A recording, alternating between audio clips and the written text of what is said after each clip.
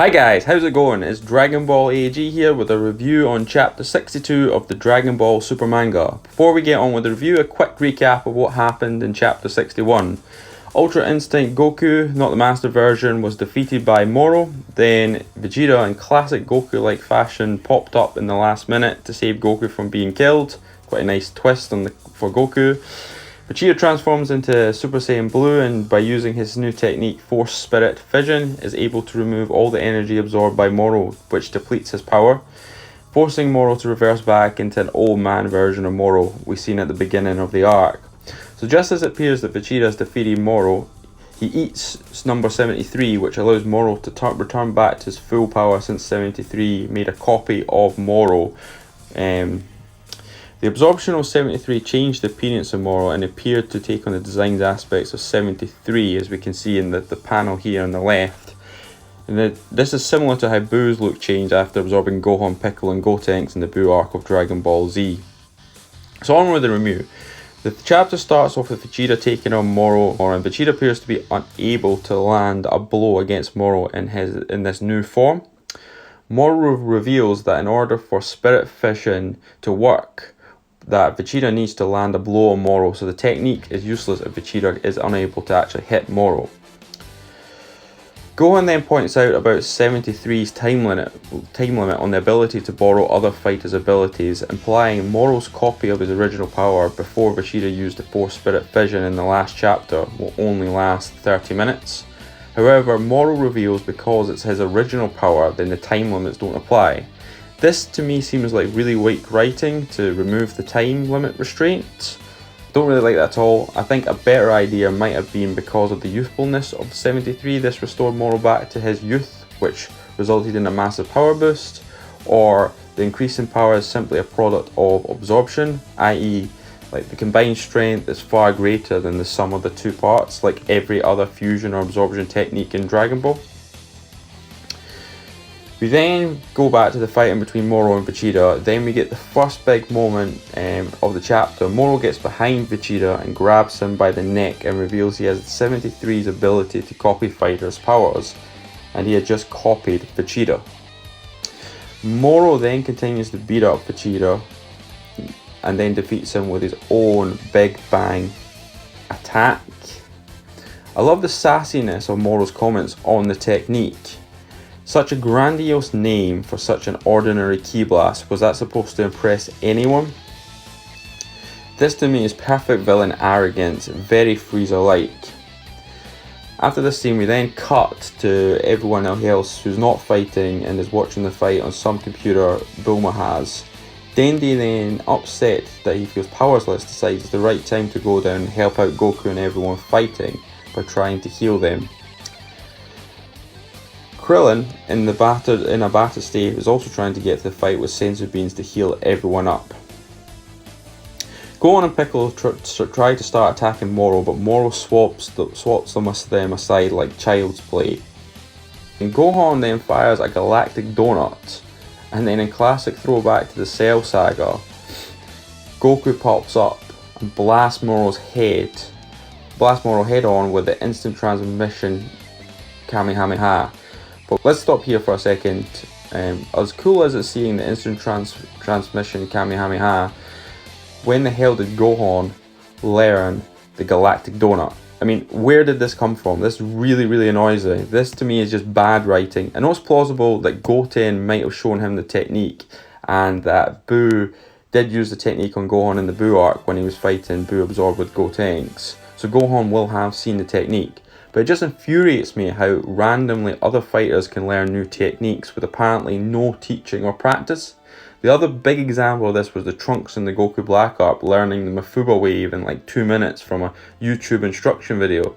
This is definitely the big problem I had with this chapter, is that Gohan seemed to know this technique out of nowhere.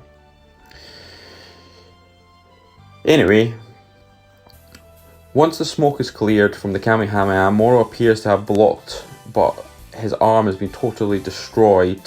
He then approaches Goku with only one arm, and then suddenly his arm regenerates and punches Goku right through the chest, leaving a massive hole in Goku's chest. This is another great throwback to classic Dragon Ball moments of when Piccolo calls cause a hole in Goku's chest back in the finals of the 23rd World Martial Arts Tournament. All the abilities that 73 had copied before Moro had eaten number 73, which seems like a bit of a hack, but also creates the real sense of a universal threat here.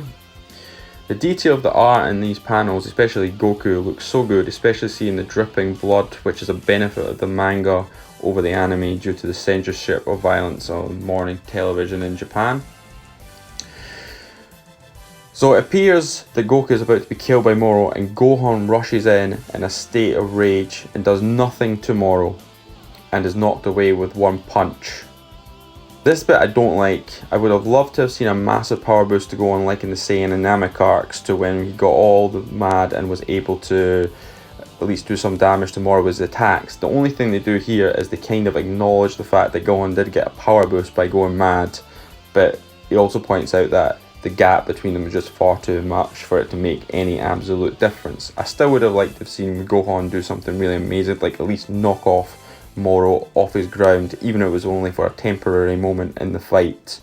So then we reveal also that Dendy is flying towards the battlefield and telepathically contacts Piccolo to tell him he's coming. But Moro is also aware of this due to the fact he now has Piccolo's abilities and is able to also hear telepathic thoughts.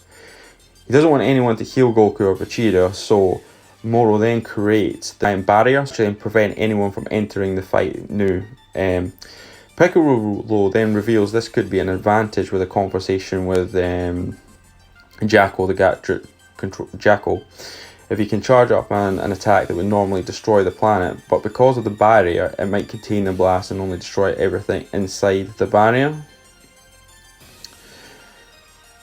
So then out of nowhere, so this is him charging the attack here, then out of nowhere, Piccolo shot in the middle of his stomach by a special beam cannon, or Masakimpo. I never know how to say that properly, so let me know in the comments if I've pronounced it wrong or not. I love the art in this panel, as the art is a classic throwback to the Raditz and Goku being hit right in the stomach arc from the Saiyan Saga, except we now got the twist of fate here, that's now Piccolo being hit in the stomach by his own attack. With all of Earth's heroes down for the count, we then get to Jackal's last stand with Moro. A hole in the barrier appears, allowing Dendy to slip inside, and it appears Whis creates the hole and says this isn't over yet, God of Earth. Don't really like this idea that Whis is actually getting involved with the fighting. To me, that's kind of breaking the code of the angels. But then we get this point here that, Jackal's about to do his last stand. He fires off an attack, and then out of nowhere, an extra beam comes in to hit Moro in the face. Who is this extra beam? Well, it's none other than an attack by Miras. So this is bittersweet for me, as I'm stoked to see the angels face off against Moro, but I hate how they have broken their code of not interfering with the mortal realm and its affairs. I know Miras is a rogue angel, so it makes sense that he might break the code, since he was already helping with the Galactic Patrol anyway before Whis got him into trouble in a couple of chapters ago. But it's annoying how Whis was also helped out by letting Dendy into the barrier to heal everyone.